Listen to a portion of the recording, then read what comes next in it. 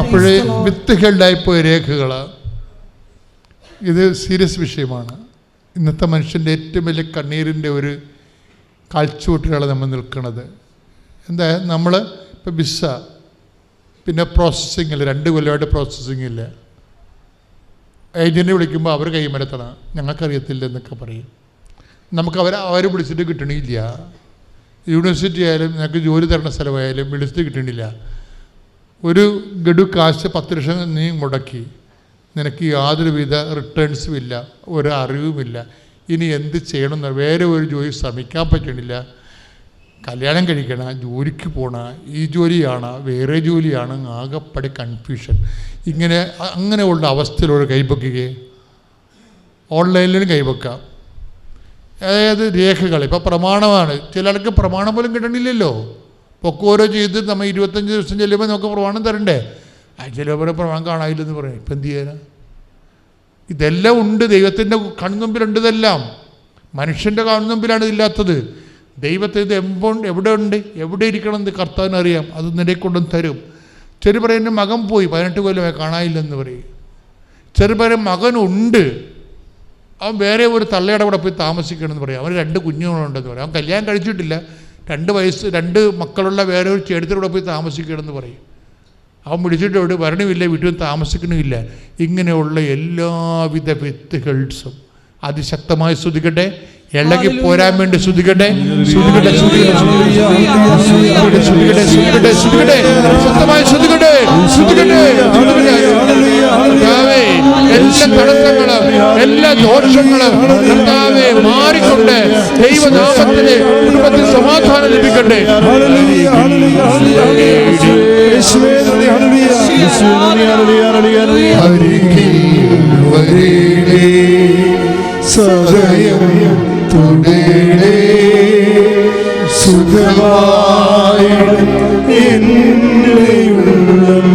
അരികിൽ വരണമേ,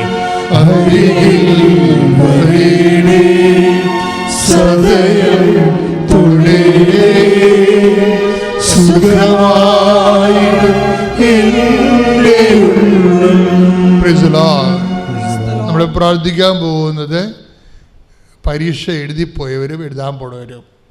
ഇപ്പം നീറ്റ് പരീക്ഷയില്ലേ, നീറ്റ് പരീക്ഷ എഴുതിപ്പോയ കുഞ്ഞുങ്ങളില്ലേ, അപ്പോൾ അവർക്ക് കയ്യിൽ നിന്ന് വിട്ടുപോയ ചിലർക്ക് ഭയങ്കര പ്രയാസമാണ്. കാര്യം അവർ 3-ാം പ്രാവശ്യമൊക്കെ എഴുതിയിരിക്കണം. ചിലർ 4-ാം പ്രാവശ്യം 5-ാം പ്രാവശ്യം എഴുതിയവരുണ്ട്.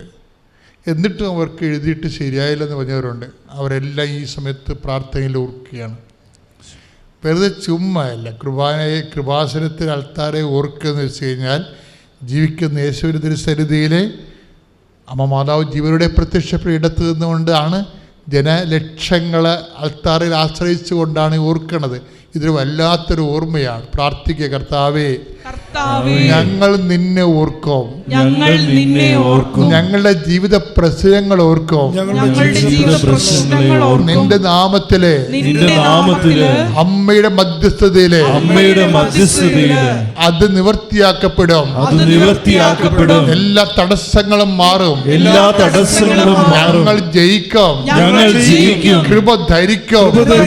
പരിശുദ്ധ അമ്മയോടൊപ്പം ജീവിക്കും. കൈ എട്ടിച്ച് കർത്താവിനെ സ്തുതിക്കട്ടെ, സ്തുതിക്കട്ടെ, സ്തുതിക്കട്ടെ. പരിശുദ്ധ പരമദിവ്യകാരുണ്യത്തിന്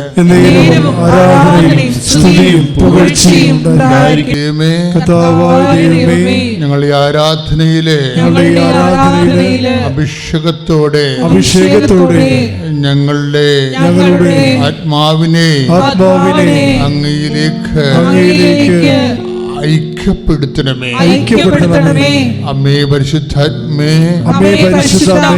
ഈ നിമിഷം ഞങ്ങൾക്ക് വേണ്ടി മധ്യസ്ഥം അപേക്ഷിക്കുന്നതിന് നന്ദി പറയുന്നു. എല്ലാവരെയും ആദ്യമായി ശുശ്രൂഷയിലേക്ക്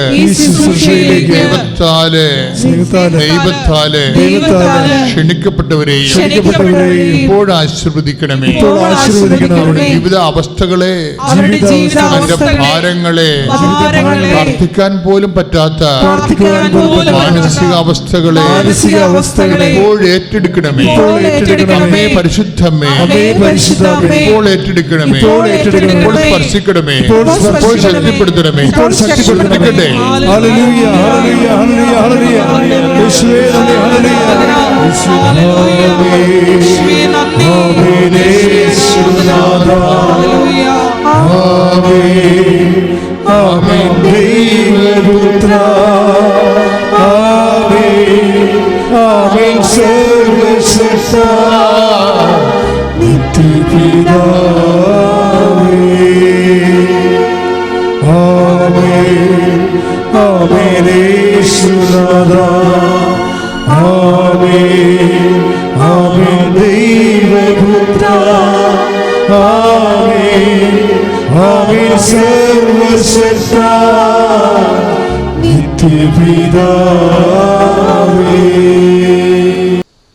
ഏറ്റവും കൂടുതൽ ബൈബിൾ ശാസ്ത്രപരമായി മനസ്സിലാക്കിയാൽ നമ്മൾ അഭൂതപൂർവമായി രക്ഷപ്പെടുന്ന ഒരു ആധ്യാത്മിക പദ്ധതിയാണ് ഉടമ്പടി എന്ന് പറയുന്നത്. നമ്മളിവിടെ അനുവർത്തിക്കുന്ന ഉടമ്പടി മരിയൻ ഉടമ്പടിയാണ്. എൻ്റെ പ്രയോക്താവ് പരിശുദ്ധ അമ്മയാണ്. നിങ്ങളിത് എക്സിക്യൂട്ട് ചെയ്യുമ്പോൾ, ഇത് പ്രയോഗത്തിൽ വരുത്തുമ്പോൾ,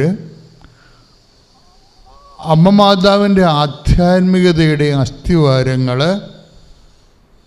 അതിൻ്റെ ആധ്യാത്മിക ഫ്ലോ, അരൂപിയുടെ flow, the nature of the flow, അരൂപിയുടെ പ്രവാഹത്തിൻ്റെ ഒരു പ്രകൃതി വളരെ ശാസ്ത്രീയമായി മനസ്സിലാക്കിയാൽ നിങ്ങൾക്ക് ഉടമ്പടിയിൽ ഒത്തിരിയേറെ മുന്നോട്ട് പോകാൻ പറ്റും.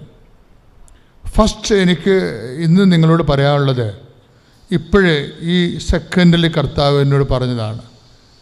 ഇന്ന് വെളുപ്പിനെ മുതൽ ഈശോ ഒത്തിരിയേറെ വിഷയങ്ങൾ സംസാരിക്കുന്നുണ്ട്. ഞാൻ വളരെ സൈലൻ്റ് ആയിരുന്നു അതെല്ലാം കേൾക്കാൻ വേണ്ടി. കാര്യം പ്രാർത്ഥനാ ദിവസവും അങ്ങനെയാണ്, വെളുപ്പിനെ മുതലേ സംസാരിക്കാൻ തുടങ്ങും. ഇപ്പോൾ ഈശോ ജസ്റ്റ് ഈ സെക്കൻഡിൽ ഞാനിത് പറയുമ്പോൾ നിങ്ങൾ ശ്രദ്ധിക്കണം. ഞാൻ രണ്ടാൾക്കാരുടെ നടുക്കാൻ നിൽക്കുന്നത്, ഒന്ന് ജീവിക്കുന്ന കർത്താവിൻ്റെ മുമ്പിലും രണ്ടാമത് മാതാവ് പ്രത്യക്ഷപ്പെട്ട അമ്മ മാതാവിൻ്റെ വെർച്വൽ പ്രസൻസ് ഉള്ള ഒരു സ്ഥലത്ത് ആണ് നിൽക്കുന്നത്. ഞാൻ സംസാരിക്കുന്നത് ഒരു 2 ലക്ഷം മനുഷ്യരോടാണ്. ഒരു ഉടമ്പടി ധ്യാനം കൂടുന്നത് 2 ലക്ഷം മനുഷ്യരാണ്. കഴിഞ്ഞ ചൊവ്വാഴ്ച ധ്യാനം കൂടിയത് ഇപ്പോഴും നോക്കുമ്പോൾ 1,98,000 കഴിഞ്ഞു. അത്രയും മനുഷ്യരോടാണ് കർത്താവ് സംസാരിക്കുന്നത്. അപ്പം അതുകൊണ്ട് തന്നെ നിങ്ങളീ ശുശ്രൂഷ ഒത്തിരിയേറെ ശ്രദ്ധയോടും രക്ഷപ്പെടാനുള്ള അവസാനത്തെ ഒരു സ്ഥലത്ത് ദൈവം നമ്മളെ കൊണ്ടുവന്നിരിക്കുകയാണ്. ദൈവമാണ് കൊണ്ടുവന്നിരിക്കണമെന്നുള്ള ബോധത്തിലെ ശക്തമായി സന്തോഷിച്ചത് കൈയടിച്ച് ശ്രുതികട്ടെ. ഹല്ലേലൂയ, യേശുവേ സ്തോത്രം, ഹല്ലേലൂയ, ഹല്ലേലൂയ, ഹല്ലേലൂയ, ഹല്ലേലൂയ, യേശുവേ ഹല്ലേലൂയ, ഹല്ലേലൂയ, വസിച്ചോട്ടെ പാദങ്ങൾ ചുംബിച്ചോട്ടെ സന്നിധിയിൽ വസിച്ചോട്ടെ പാദങ്ങൾ ചുംബിച്ചോട്ടെ ആരാധ്യൻ യേശുവരാ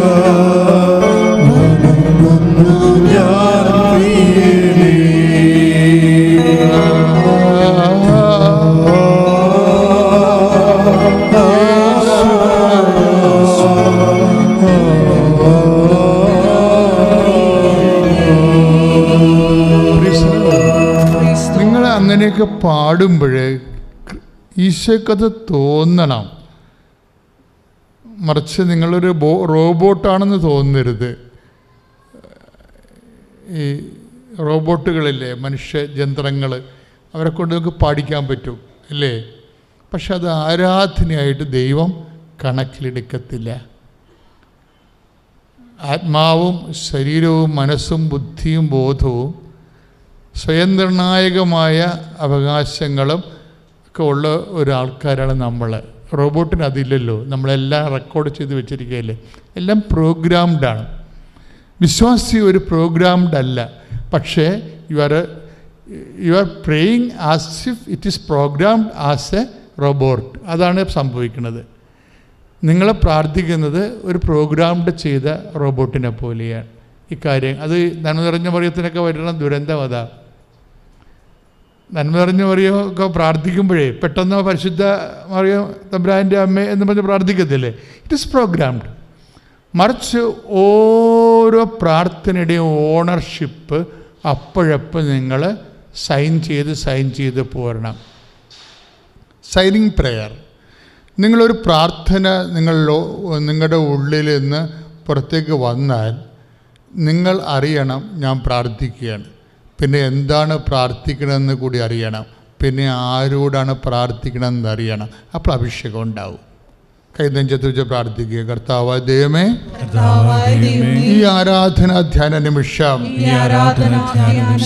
ഞങ്ങൾ എവിടെയായിരിക്കുന്നു? ആരോട് പ്രാർത്ഥിക്കുന്നു? എന്ത് പ്രാർത്ഥിക്കുന്നു? പ്രാർത്ഥിക്കുമ്പോൾ എന്ത് സംഭവിക്കുന്നു? അതിനെക്കുറിച്ച് ആഴമായ അവബോധം ഉണ്ടാകണമേ. എൻ്റെ അന്തരംഗത്തെ ആത്മാവിൽ അഭിഷേകം ചെയ്യണമേ. എൻ്റെ അന്തരംഗത്തെ ഈ നിമിഷം ആത്മാവിൽ അഭിഷേകം ചെയ്യണമേ. പരിശുദ്ധമേ, ദൈവമാതാവേ, ഞങ്ങൾക്ക് എല്ലാവർക്കും വേണ്ടി ഓൺലൈനിലെ ഈ ആഴ്ചയിലെ ധ്യാനം കൂടുന്ന എല്ലാവരെയും ഇപ്പോൾ അഭിഷേകം ചെയ്യണമേ. വിശ്വാസം വളരട്ടെ. പ്രത്യാശ വളരട്ടെ. ആത്മാവിൽ നിറയട്ടെ. ശ്രദ്ധിക്കട്ടെ.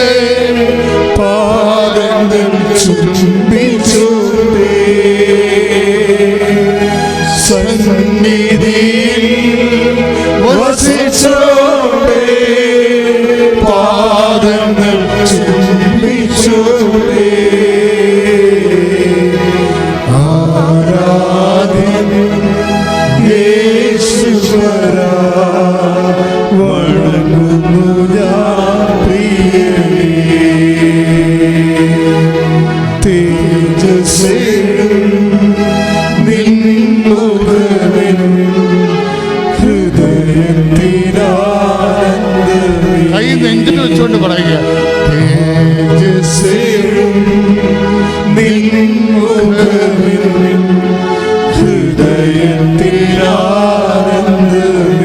ഒന്നുകൂടി പാടുക. കൈ നെഞ്ചത്ത് വെച്ചോണ്ട്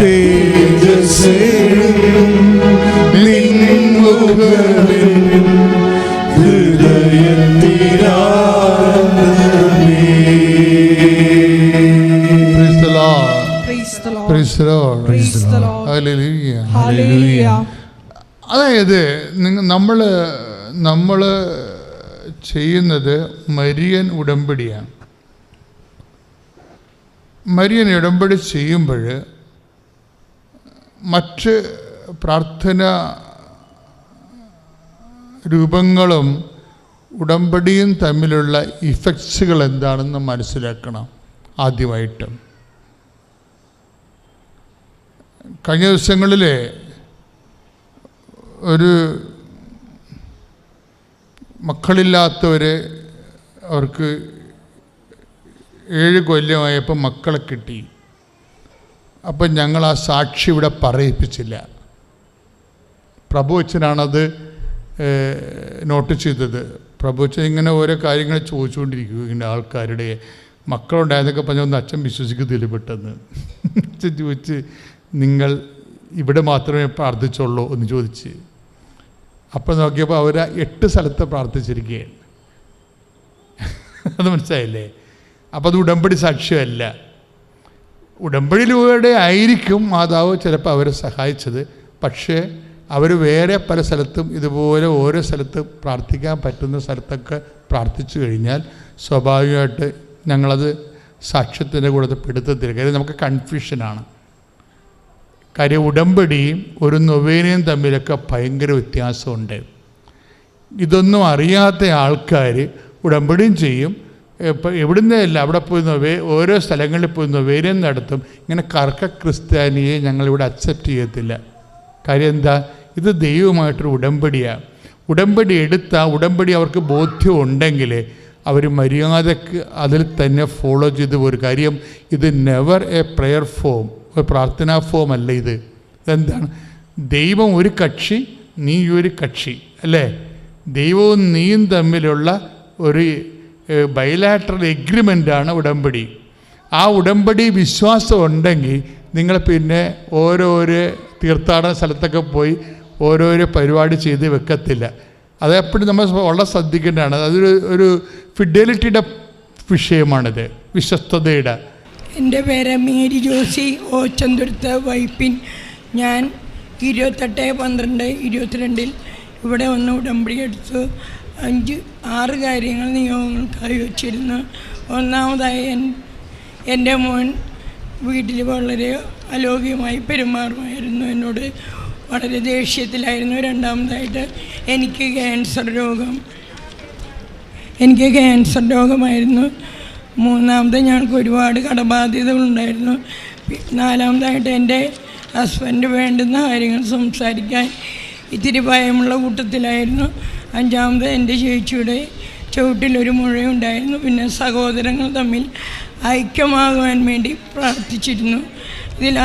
രണ്ടാമത് വെച്ച നിയോഗമാണ് എനിക്ക് സാധിച്ചത്. എൻ്റെ ഇടത് ബ്രസ്റ്റിൽ ഒരു മുഴ കാണപ്പെട്ടു. ഞാൻ ഹോസ്പിറ്റലിൽ ഡോക്ടറെ കാണിക്കാൻ എനിക്ക് വളരെ ഭയമായിരുന്നു. ഞാൻ ഇവിടുത്തെ കൃപാസനം പേപ്പർ ബ്രസ്റ്റിൽ വെച്ച് പ്രാർത്ഥിച്ചു. അതിനുശേഷം എനിക്ക് ഡോക്ടറെ കാണിക്കാൻ പോകാൻ തോന്നി. ഞാൻ ലിസി ഹോസ്പിറ്റലിൽ ഡോക്ടറെ കാണിച്ചപ്പോൾ ഡോക്ടർ എനിക്ക് ബയോപ്സി എടുത്തു. ബയോപ്സിയിൽ എനിക്ക് റിസൾട്ട് വന്നപ്പോൾ 5th സ്റ്റേജായിരുന്നു ക്യാൻസറിൻ്റെ. പിന്നീട് എനിക്ക് ഹോസ്പിറ്റലിലേക്ക് പോകാനോ ഒന്നും തോന്നിയിരുന്നില്ല. മാമോഗ്രാം, എക്സ്റേ, സ്കാനിങ് ഇതെല്ലാം എടുത്തു. അപ്പോൾ ഇതിലൊന്നും മാതാവിൻ്റെ കൃപ കൊണ്ട് ഒന്നും തെളിഞ്ഞു കണ്ടിരുന്നില്ല. ഈ കണ്ട മുഴയൊന്നും തന്നെ ഉണ്ടായിരുന്നില്ല. പിന്നീട് ഡോക്ടർ പറഞ്ഞു ബയോപ്സിയിൽ കണ്ടതുപോലെ തന്നെ ഇത് ഓപ്പറേഷൻ ചെയ്യണമെന്ന് പറഞ്ഞു. അപ്പം ഞാൻ ക്രിസ്മസ് കഴിഞ്ഞിട്ട് വരാമെന്ന് പറഞ്ഞു പോകുന്നു. പിന്നീട് ഞാൻ പോയത് കളമശ്ശേരി മെഡിക്കൽ കോളേജ് ഹോസ്പിറ്റലായിരുന്നു. അവിടുത്തെ രാജേഷ് ഡോക്ടറിനെ അഡ്മിറ്റാക്കി. ഞാൻ അഡ്മിറ്റാകാതെ ക്രിസ്മസ് കഴിഞ്ഞ് വരാമെന്നും പറഞ്ഞ് അവിടെ നിന്നും പോന്നു. പിന്നീട് ഞാൻ ചികിത്സയൊന്നും എടുക്കാതെ തന്നെ 1/12/22 ഞാനിവിടെ വന്ന് പ്രാർത്ഥിച്ചു. അപ്പോൾ എൻ്റെ ഇടത് കൈപ്പത്തി വിടരില്ലായിരുന്നു. ഞാൻ ഇവിടെ മാതാവിൻ്റെ മുമ്പിൽ കൊന്തയിൽ പ്രാർത്ഥിച്ചപ്പോൾ ശക്തയും ധീരയുമായിരിക്കുക എന്ന വചനം എൻ്റെ മനസ്സിലേക്ക് വന്നുകൊണ്ട് എൻ്റെ ഈ ഇടത് കൈപ്പത്തി വിടരുകയും ഞാൻ മാതാവിന് നന്ദി പറഞ്ഞ് പ്രാർത്ഥിക്കുകയും ചെയ്തു. പിന്നീട് ഞാൻ ക്യാൻസറിൻ്റേതായ ഡോക്ടറിൻ്റെ അടുത്ത് പിന്നെ ചെന്നപ്പോൾ ഇത്രയും ദിവസമായതുകൊണ്ട് പെറ്റ് CT ചെയ്യണമെന്ന് എറണാകുളം ഹോസ്പിറ്റലിലെ ഡോക്ടർ എന്നോട് പറഞ്ഞു. ഞാൻ പെറ്റ് CTക്കായിട്ട് പോയപ്പോൾ പല സ്ഥലങ്ങളിലും മെഷീൻ കേടായി വന്നു. ലാസ്റ്റ് ഇമാജിൻ ലില്ലി എന്ന സ്കാനിങ് സെൻറ്ററിൽ ചെന്നു. അവിടെ ചെന്ന് പെറ്റ് CT ചെയ്തപ്പോൾ ഒന്നും തന്നെ ഉണ്ടായിരുന്നില്ല. നേരിയൊരു പാടായിരുന്നു. അങ്ങനെ ഞാൻ ലിസി ഹോസ്പിറ്റലിൽ തന്നെ വന്ന് ഡോക്ടറെ കാണിച്ചപ്പോൾ ഡോക്ടർ പറഞ്ഞ് ഇവിടെ ഒരു മുഴ പോലും ഇല്ലല്ലോ, ഇത് വല്ല വീണ് ചതഞ്ഞ പാടായിരുന്നു എന്ന് പറഞ്ഞു. മാതാവിൻ്റെ അനുഗ്രഹം വന്നുകൊണ്ട് മാത്രമാണ് ഇതെനിക്ക് ലഭിച്ച കൃപയായിട്ട് ഞാൻ കരുതുന്നു. പരിശുദ്ധ അമ്മയ്ക്കും അവിടുത്തെ തിരുക്കുമാരനും 1000 നന്ദി. എൻ്റെ പേര് മോളി. ഞാൻ കലൂർ സെൻറ്റ് ഫ്രാൻസിസ് സെവേഴ്സ് ഇടവക അംഗമാണ്. ഞാൻ 26/11/2021 ആദ്യമായി ഉടമ്പടി എടുത്തത്. ഞാൻ ഉടമ്പടിയിൽ 6 കാര്യങ്ങൾ സമർപ്പിച്ചതും അതിലധികവും എനിക്ക് എൻ്റെ പരിശുദ്ധ അമ്മയും തിരുക്കുമാരനും സാധിച്ചു തന്നതിന് സാക്ഷ്യപ്പെടുത്താനായിട്ടാണ് ഞാനിവിടെ വന്നിരിക്കുന്നത്. ഒന്നാമതായി, എനിക്ക് എൻ്റെ 2 കൈകളും പൊക്കാനാവുമായിരുന്നില്ല. ബ്രഷ് ചെയ്യാൻ പോലും കഴിയാതെ പല ദിവസങ്ങളിലും കരഞ്ഞിട്ടുണ്ട് ഞാൻ. എന്ത് ചെയ്യണമെന്നത് പരിശുദ്ധ അമ്മയെ, ഇപ്പം എൻ്റെ ഒരു അയൽവാസിയാണ് എനിക്കിതിൻ്റെ പത്രത്തെക്കുറിച്ചും മാതാവിനെക്കുറിച്ചും കൃപാസനത്തെക്കുറിച്ചും എല്ലാം പറഞ്ഞു തന്നിരുന്നത്. അങ്ങനെ ഒരിക്കൽ ഞാൻ ഇവിടെ വന്ന്, സ്ഥലമൊന്നും എനിക്കറിയില്ലായിരുന്നു, ഒരു കണക്കിന് വഴിയെല്ലാം ചോദിച്ച് അന്വേഷിച്ചൊക്കെയാണ് ഞാനിവിടെ വന്നത്. വന്ന് മാതാവിനോട് ഞാൻ പ്രാർത്ഥിച്ച, അമ്മേ എനിക്ക് ഒരു ജോലിയും ചെയ്യാൻ കഴിയുന്നില്ല, എൻ്റെ വീട്ടിലത്തെ കാര്യം പോലും എനിക്ക് ചെയ്യാൻ കഴിയുന്നില്ല, ഇങ്ങനെ പോവുകയാണെങ്കിൽ ഞാൻ എന്ത് ചെയ്യും എന്നോർത്ത് വിഷമിച്ച് അമ്മയുടെ തൈലം പുരട്ടുകയും അതിലൂടെ എനിക്ക് എൻ്റെ കൈയുടെ പ്രശ്നങ്ങളും പൂർണ്ണമായി സൗഖ്യപ്പെട്ടു. രണ്ടാമത്തെ സാക്ഷ്യം എൻ്റെ മൂത്ത മകളുടെ വിവാഹത്തെക്കുറിച്ചുള്ളതാണ്. അവളുടെ വിവാഹത്തെക്കുറിച്ച് ഒത്തിരി ടെൻഷനും അസ്വസ്ഥതകളുമായിരുന്നു എനിക്ക്. 25 വയസ്സായി, ഇനി എന്ത് ചെയ്യും, എൻ്റെ മോളെ എന്ത് ചെയ്യും, വിവാഹം കഴിപ്പിക്കണമല്ലോ. അങ്ങനെ ഒത്തിരി വേദനിച്ച അമ്മയോട് ഞാൻ കണ്ണുനീരോടെ ഈ തരിസന്നിധാനത്തിൽ വന്നിരുന്ന് കരഞ്ഞു, അമ്മേ എൻ്റെ മകളുടെ വിവാഹം ഒന്ന് നടത്തി തരണമേ, എൻ്റെ കയ്യിൽ ഒരു മാർഗവുമില്ല എന്ന് ഞാൻ അമ്മയുടെ അടുത്ത് വന്ന് സാക്ഷ്യപ്പെടുത്തിക്കോളാം, ഞാൻ എല്ലാ കാര്യങ്ങളും അമ്മയോട് സാക്ഷ്യപ്പെടുത്തിക്കോളാം എന്ന് പറഞ്ഞതിൻ്റെ അതിൻ്റെ ഫലമായി തന്നെ എൻ്റെ മകളുടെ വിവാഹം അത്ഭുതകരമായി നടക്കുകയും അതിൽ ഒത്തിരി സന്തോഷവതിയാണ് ഞാൻ ഇന്ന് എൻ്റെ കുടുംബവും. പിന്നെ അതിനുശേഷം എൻ്റെ കുടുംബത്തിൽ സമാധാനം ഉണ്ടായിരുന്നില്ല, പ്രാർത്ഥന മുടങ്ങുമായിരുന്നു, ഒരു സമാധാനം, എപ്പോഴും പ്രശ്നങ്ങൾ, പല പല പ്രശ്നങ്ങൾ, ഒന്ന് കഴിയുമ്പോൾ അടുത്തതായ ഓരോരോ പ്രശ്നങ്ങൾ, എന്നും അസ്വസ്ഥതയും തലവേദനയുമായിരുന്നു എനിക്ക്. അമ്മയുടെ സന്നിധാനത്തിൽ ഞാൻ എന്ന് വന്നു അന്നു മുതൽ എനിക്ക് സമാധാനമാണ്, എൻ്റെ കുടുംബത്തിൽ സന്തോഷമാണ്. അതിനുശേഷം പിന്നെ എൻ്റെ മകളുടെ 4ാമത്തെ കാര്യം എൻ്റെ ഇളയ മകളുടെ അഡ്മിഷൻ്റെ കാര്യമായിരുന്നു. അവൾ ഒരുപാട് കോളേജുകളിൽ വെച്ചിരുന്നു അഡ്മിഷന് വേണ്ടി, പക്ഷേ ഒരു സ്ഥലത്ത് ശരിയാവാതിരിക്കുകയും അവസാനം ഞങ്ങളുടെ അടുത്ത് തന്നെ ഒരു കോളേജിൽ അഡ്മിഷൻ കിട്ടുകയും അമ്മയുടെ ഉടമ്പടിയിൽ വെച്ചിരുന്നതാണ്, അത് സാധിക്കുകയും ചെയ്തു.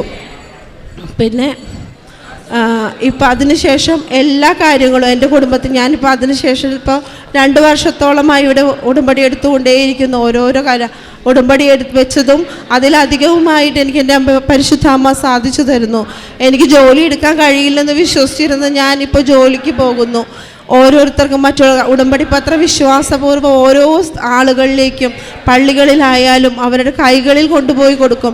അവിടെ ഇവിടെ മാറ്റിവെക്കാതെ കൈകളിൽ വിശ്വാസത്തോടെ പ്രാർത്ഥിക്കണം എന്ന് ഇവിടുത്തെ ഓരോ എൻ്റെ സാക്ഷ്യങ്ങളും മറ്റുള്ളവരുടെ സാക്ഷ്യങ്ങളും എല്ലാം അവരോട് പറഞ്ഞ് കൊടുക്കാൻ എനിക്ക് മാതാവ് എന്നെ ഇടവരുത്തിയതിനും ഒത്തിരി നന്ദിയോടെ ഞാൻ എൻ്റെ അമ്മയ്ക്കും തിരുക്കുമാരനും 1000 നന്ദി പറയുന്നു. എന്നെപ്പോലെ ഒരു പ്രതീക്ഷയുമില്ലാതെ ഈ കൃപാസനത്തിൻ്റെ വാതിൽപ്പടിയിൽ വന്ന് മുട്ടുന്ന ഓരോ മക്കളെയും പരിശുദ്ധ അമ്മ അനുഗ്രഹിക്കുന്നതിനെ ഓർത്ത് ഞാൻ നന്ദി പറയുന്നു. യേശുവേ നന്ദി, യേശുവേ സ്തോത്രം.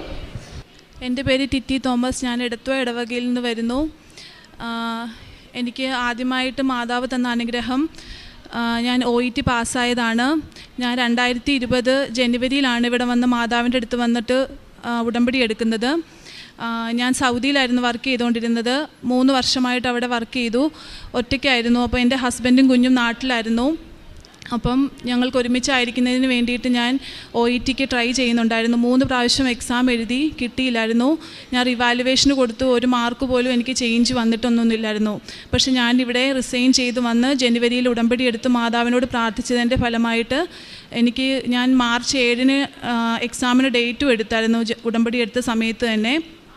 അപ്പം എക്സാമിന് ഡേറ്റ് എടുത്തു. എൻ്റെ റിസൾട്ട് വന്നപ്പോഴത്തേക്ക് എനിക്ക് റൈറ്റിംഗ് പിന്നെയും പോയായിരുന്നു. അപ്പം ആ സമയത്താണ് കൊറോണ വന്നതും ലോക്ക്ഡൗൺ ആവുകയും പിന്നീട് ഒരു എക്സാം എഴുതുക എന്നൊക്കെ പറഞ്ഞു കഴിഞ്ഞാൽ അത് ഭയങ്കര ബുദ്ധിമുട്ടുള്ളൊരു കാര്യമായിരുന്നു. അന്ന് ക്ലാസ്സുകളൊന്നും നടക്കുന്നൊന്നും ഇല്ലായിരുന്നു.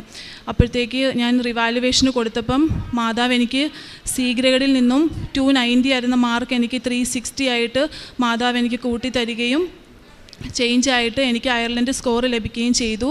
അവിടെ നിന്നും പേപ്പർ വർക്ക് ചെയ്യുക എന്ന് പറയുന്നതും വളരെ ബുദ്ധിമുട്ടുള്ളതായിരുന്നു. കൊറോണ കാരണം ഞങ്ങൾക്ക് പേപ്പറെല്ലാം സെൻഡ് ചെയ്ത് കൊടുക്കണമായിരുന്നു. അങ്ങനെ എൻ്റെ ഒരു പേപ്പർ മിസ്സാവുകയും ഇടയ്ക്ക് പേപ്പറുകൾ ഡിലേ വരികയും ചെയ്തു പോകുന്നതിന് വേണ്ടിയിട്ടുള്ള. പക്ഷേ മാതാവിൻ്റെ അനുഗ്രഹത്താൽ എൻ്റെ പേപ്പർ അവിടെ എത്തിയെന്ന് പറഞ്ഞ് അവരെനിക്ക് മെയിൽ ചെയ്യുകയും ഡിസംബറിൽ എൻ്റെ DL വരികയും ചെയ്തു. അതിനുശേഷം ഒരു കുഴപ്പവും കൂടാതെ എൻ്റെ ഫസ്റ്റ് അറ്റംപ്റ്റിൽ തന്നെ ഇൻ്റർവ്യൂ പാസ്സാവുകയും 2021 ജൂണിൽ ഞാൻ അയർലൻഡിലെത്തി.